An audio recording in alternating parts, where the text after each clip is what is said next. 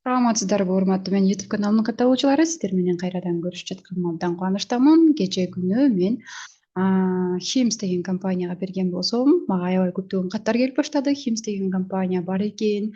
Онлайн медицина же болбосо гормонотерапия ушундай адамдарга услуга көрсөтө турган компания бар экенин билбептирбиз деген сыяктуу.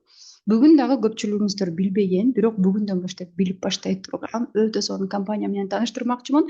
Бул компаниянын аты Ульта деп аталат. Особенно бүгүнкү эфирди кыздар, айымдар көрсө жакшы болмок. Анткени бизде баары эле салон красота ачып же косметика сатып, ушундай магазиндер менен алектенген болсо, ал эми келечекте инвестор болом, инвестиция кылам, менин акчаларым айлансын, менин акчаларымды алып ушундай бир компаниялар ачылган болсо, ошолордун акциясын алып иштейм деген кыялдарыңыз болсо, как раз мына ошол бүгүнкү эфир сизге аябай жакшы жардам берет деген ойдомун. Анткени Ульта компаниясы бул бьюти сферадагы косметикаларды чыгарган же болбосо ушундай магазиндерди, дүкөндөрдү ачкан компания, но инвесторлор бул компанияга акциясына вложение кылып, фондовый рынокто соодаланат.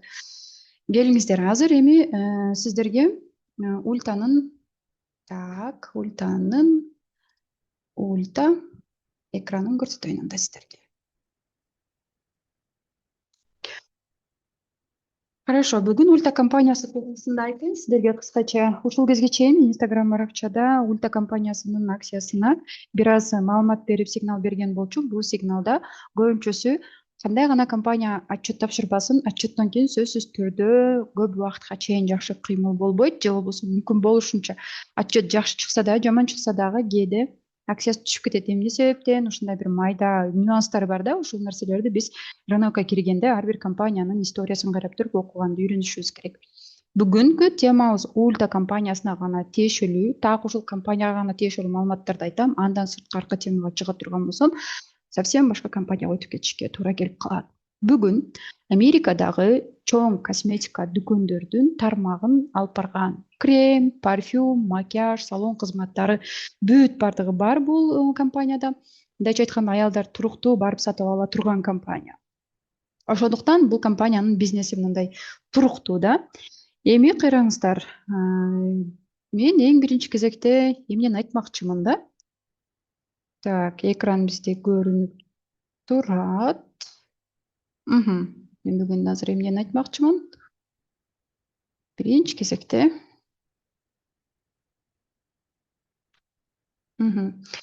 келиңиздер, азыр мен бир аз маалымат берип кетейин да, андан кийин адаттагыдай эле технический анализ жана фундаменталдык анализ, как инвесторлор кайсы баадан кирген, отчетто эмне болгон жана бул компаниянын келечеги кандай, кайсыл бааларга чейин өсүү вероятности бар же кайсы бааларда уже акцияларды сатып башташат, ошол боюнча маалымат берейин. Бул компаниянын акыркы отчетторунда компания негизи мындай акыркы байкап көрсөңүздөр, историяга кирип карап көрө турган болсок, действительно акциясы өскөнүн көрүүгө болот. Максимально кайсы баага чейин өстү деген болсок, бул жерде 716, так максимум баасы 714,79 деген баага чейин өсүп кеткен.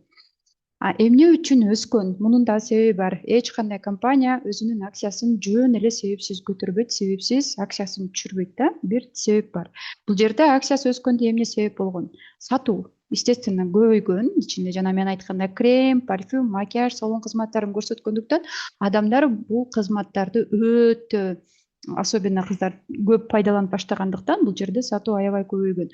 Ошол эле учурда бул компаниянын кирешеси көбөйгөн. Анан инвесторлор бул тармактагы адамдардын кызыгып жатканын, услугасы аябай жакшы колдонулуп жаткандыктан, естественно, акциясын сатып алып башташкан. Анткени бул компания инвесторлорду өзүнө мындай тарткан, инвесторлордун ишенимине кирген. Ошол эле учурда ар бир компания инвесторлорго мындай ишеним көрсөтүүгө аракет кылат да. Эч кандай инвестор жөн эле түп-түз барып эле жөндөн жөн эле акцияны алып койбойт. Ошол компания кандай кыймылдап жатат, жакшы адамдарга спрос болуп атабы же адамдарга жардам берип атабы, сөзсүз түрдө ошол жактарга карап көрөт. Ошондуктан бул компания өзүнө ишеним көрсөтүп жаткандыктан эмне кылган?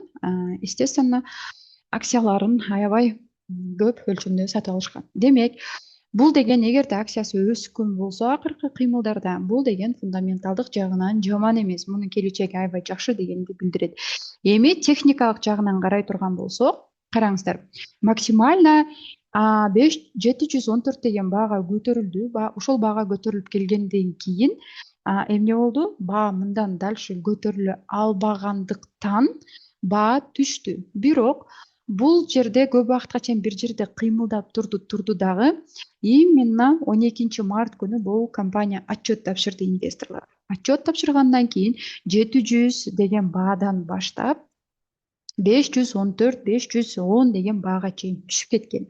Так ушул отчет тапшыргандан кийин мен өзүмдүн студенттериме, мындайча айтканда азыр эми эч кимди деле окуткан жокмун, бирок кызыгып акциялар боюнча сигнал бериңиз деп келгендерге 530дан качан өтсө гана биз сатып алсак болот деп айткам. Эми караңыздар, 12 мартта бул компания отчет тапшырган болсо, примерно марттын аяктарында мен сигнал бергем. Бирок 530 деген бааны көтөрө албай турду. 530дан жогоруга чыга албады. Кайрадан минимум 500 деген баага түшүп кетти. Мына свечаны көрдүңүздөр.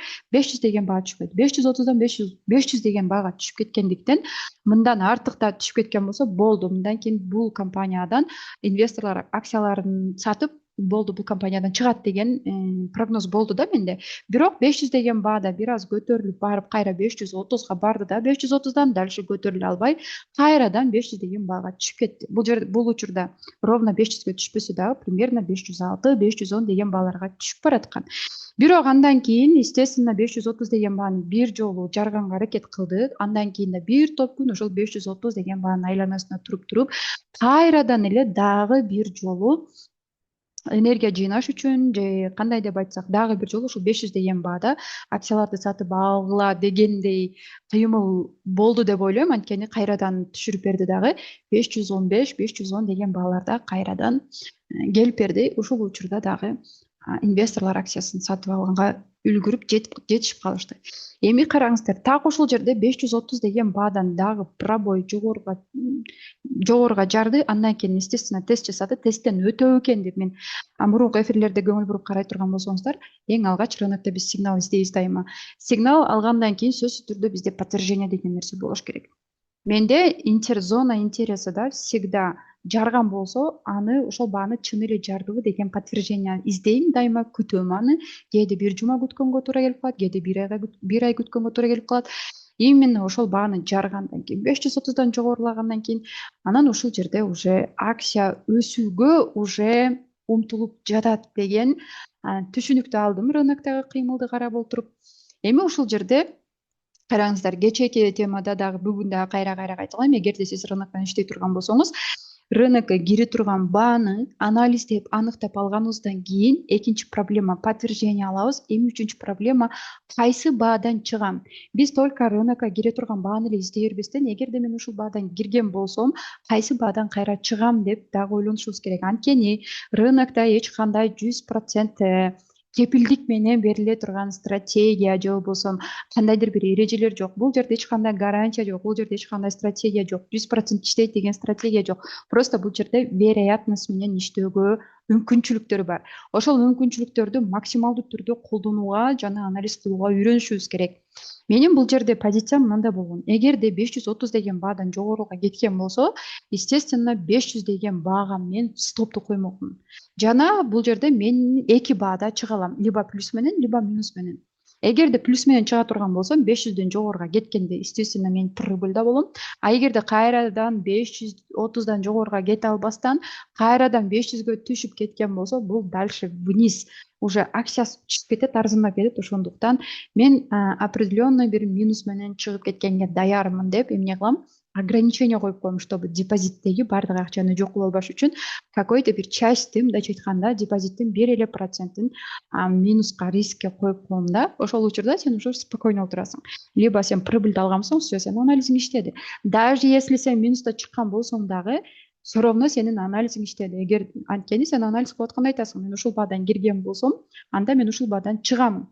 чыгуу баасы бул жерде кирүү баасы сенде бир эле баа болот, ал эми чыгуу баасы сенде 2 баа болот. Либо прибыль менен чыгасың, либо убыток менен чыгасың. Даже сен убыток менен чыксаң дагы бул ошол стратегияңдын бир части. Эч качан 100% гарантия менен бул жерде постоянно плюс болот деген нерсе жок. Но мен жаңыдан рынокко киргенде дайыма көбүрөөк стоп коюп, ограничение коюп, дайыма плюс минус болуп синтип иштечүмүн. Азыркы учурда мен депозиттен 3% прибыльга 1% рискке коюп баштагандыктан, даже мен туура эмес жерден кирип, туура эмес анализ кылып алсам дагы, минуста туруп турган болсом, максимально 1 ай, 1,5 айга чейин пока күтүп турам. Все равно менин депозитимдеги маржа көтөрүп турган болсо, кайрадан айланып келип мен күтүп жаткан прибыль баага келип берет да. Ошондуктан бул жерде эмне демекчимин? Эгерде сиздин депозитиңиз аз болгон болсо, сөзсүз түрдө стоп ограничение менен иштешиңиз керек. Эгерде сизде мындай депозитиңиз көп болгон болсо, анда азыраак проценттин соотношение менен кирип иштешиңизге туура келет. Хорошо, эми караңыздар. Эң негизгиси бул жерде биз эмоция менен эмес, план менен иштегенди үйрөнүшүбүз керек. Иногда мен мурда Форексти иштеп жүргөндө кантип иштедим экен деп ошол иштеп жүргөн кездердеги эң казино сыяктуу иштеп жүргөн абалымды эстеп азыр аябай бир чети уялам, бир чети корком. Азыр андай риск кыла албайм, анткени рыноктон бир жолу сен травма алган болсоң, кайрадан мурунку абалыңда нолдон келип иштөө өтө кыйын болот. Кайра канча жолу анализ кылсаң дагы, кайра мурунку минустар сени коркута берет, сенин ичиңдеги ишенимди жок кылып, жыйынтыгында сен кайрадан минуска кетишиң мүмкүн. Мына ошондой рыноктон пострадавший состояниеда травма алып калбаш үчүн всегда очкөздүктү жок кылышыбыз керек жана напсине тийишибиз керек. Дайыма рынокто мен соода кылып жатам деген позиция менен иштешибиз керек. Анткени сен соодага чыксаң дагы, товарный бизнеске чыксаң дагы, эч качан күн сайын соода болот деген позиция менен чыкпайсың. Соодан болуп калган болсо жакшы, болтурганга аракет кыласың. Бүгүн хотя бы бир нерсе сатып калайын деп ошону продажа кылганга аракет кыласың, товарыңды саткангачы. Бул жерде дагы кыймыл болсо, ошо анализиңе жараша кыймылдап берсе, жакшы проблема менен иштейсиң. Эгер сен анализ кылганда эле башкачараак иштеп калган болсо, анда сен убыток менен чыкканга баш ийишиң керек, анткени бул биздин ошо процесстин бир части. Эч бир прибыль 100% прибыль эме менен эч кандай бизнес 100% күн сайын эле плюс боло бербейт да. Эгерде ушундай обещание кимдир бир ошентип айткан болсо, значит бул жерде скам, кандайдыр бир не то, мошеннический бир платформа болушу мүмкүн. Эми менин түшүнүгүм боюнча рынокто сөзсүз түрдө рынокто 100% мындай мен туура ой жүгүртүп туура ойлондум, менин анализим туура иштеди, менин айтканымда болуш керек деген эмес. Бул мындай туура болушу маанилүү эмес экен да. Эң башкысы сен ошол депозитиңди кантип башкарып жаткандыгың эң маанилүү экен. Основной мына ушул нерсеге биз көңүл бурушубуз керек экен. Эми караңыздар, биз бул жерде дайыма кандайдыр бир компанияны алып жатканда эң биринчи кезекте историясына карайбыз, жана келечегине карайбыз деп айтып атпаймынбы? Мен где-то бир 30-40% технический анализге көңүл бурам. Калган 50% жаңылыктарга жана инвесторлор кайсы баадан кирип жатат, кайсы баадан чыгышы мүмкүн деген прогноздорду жасайм. Анан ошол эле учурда отчет кандай чыкты, историядан карап туруп, сезондук анализ ошогун бүт бардык маалыматтарды жыйнап, андан кийин анализ жасап туруп техникалык, андан кийин позицияга киргенге аракет кылам да. Эми кайрадан технический анализге өтөлү андай болсо. Мына караңыздар, 530 деген баада бир топ убакытка чейин 12 марттан баштап, мына жерде отчет тапшыргандан баштап, кайсы 12 апрелге чейин ровно бир ай баа бир жерде эле турду. Байкасаңыздар, кандайдыр бир компания отчет тапшыргандан кийин, отчет тапшырганга чейин либо катуу кыймылдайт, же катуу өсүп кетет, же катуу түшүп кетет. Отчет тапшыргандан кийин сөзсүз түрдө баа бир жерде туруп, анан кийин акырындан эмне кылышы мүмкүн? Направление издеп катуу өсүүгө даярданат, же болбосо дагы деле инвесторлор кызыгып, жок бизге дагы арзаныраак кылып бер, биз дагы мындан дагы арзаныраак баада алгыбыз келет деген сунуштар болгон болсо, анда дагы акцияны эмне кылышы мүмкүн? Искусственно түшүрүп баасын кайрадан определенный бир баага түшүрүшү мүмкүн да. Ошол жерден инвесторлордун зона интереса деп коет. Ошол жерден кайрадан акцияларды сатып алуу процесси жүрөт. Эми ушул жерде мен эмнени күткөм? Караңыздар, бул жерде мен сигнал берген болсом, ровно 530 деген баадан бул 500 деген баага чейин түштү. Мындай караганда консолидацияда тургандай болуп атат, бир жерде эле турат 530. Эми Карасаңыздар, ровно 500гө келгенден кийин 500дүн алдына вообще бат түшө алган жок. Бир эле жолу келди, андан кийин барган жок да. Бирок мына ошол каналдын жогорку жактарын бир нече ирет жарууга аракет кылды. Анан аягында эмне кылды? Пробой, кайрадан тест жасады, анан акырындан ушу жогорку карап направленияны баштады. Эми бул жерде мен рынокко кире турган баа менде уже даяр 530 деген баада кире аламын. 530дан киргенден кийин 500 деген баага эмне кылам? Естественно, стоп коюп коем. Эми караңыздар, кайсы баадан чыгамын деген суроону табыш үчүн албетте ар ким ар кандай анализ кылат. Кимдир бирөө 3 ай, 6 ай, 1 жылга чейин кармашы мүмкүн. Менин позициям средний срок болгондуктан примерно 1 жумадан 1 айга чейин эле позицияны кармап, андан кийин уже жапканга аракет кыламын.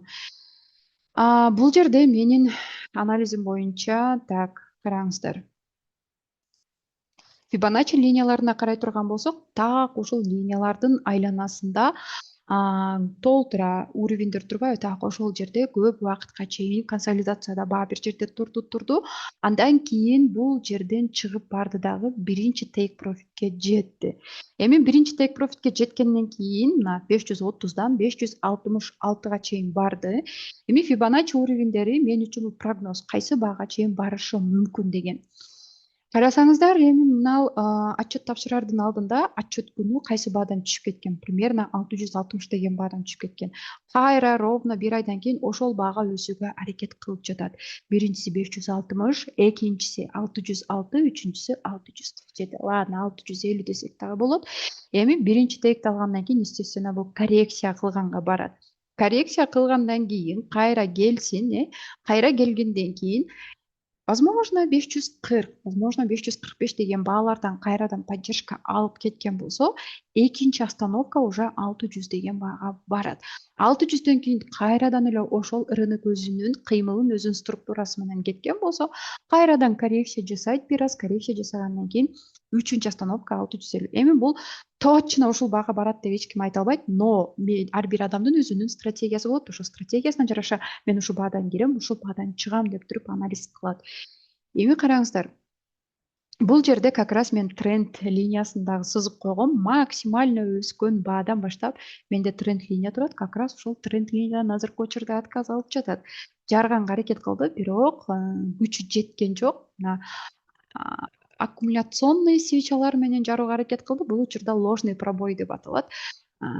Бир аз манипуляция кылып кайрадан төмөнгө карап баратат. Биринчиден тренд линияны жара албады, экинчиден азыр естественно коррекция жасаганга баратат. Үчүнчүдөн коррекция жасап, кайрадан тренд линияны жарган болсо, анда импульс кыймыл менен жогоруга 600 деген баага барат деп ишенип олтурам.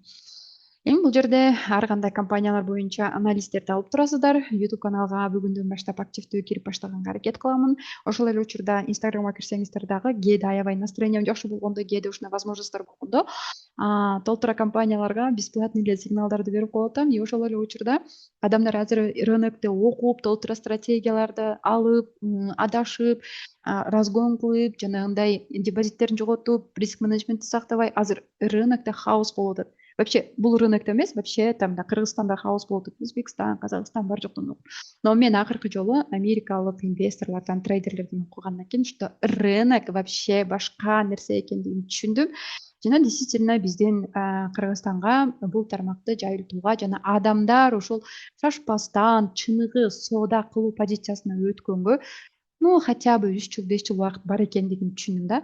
Ошондуктан ошол 3 жыл, 5 жылда анан өзгөрөм деп отурбастан, азырдан эле рынокко мындай трезвый состояниеде кароону кааласаңыздар, анда рынокто толтура активдер бар, толтура компаниялар бар, толтура компаниялардын акциялары менен иштесеңиздер болот. То есть биз мусулман өлкөсү болгондуктан компания бир нерсе чыгарыш керек. Жөн эле мындай актив болбостон компания бир продукт чыгарыш керек, же адамдарга услуга көрсөтүш керек. Так ошол жерде психологияңды сактап, бир жумада бир жолу, бир айда бир жолу, бир айда 2 жолу иштесең, ошол күн сайын иштеп психологияңды чырчаткан адамдарга караганда көбүрөөк табасың. Мындай прибыль деп келгендечи.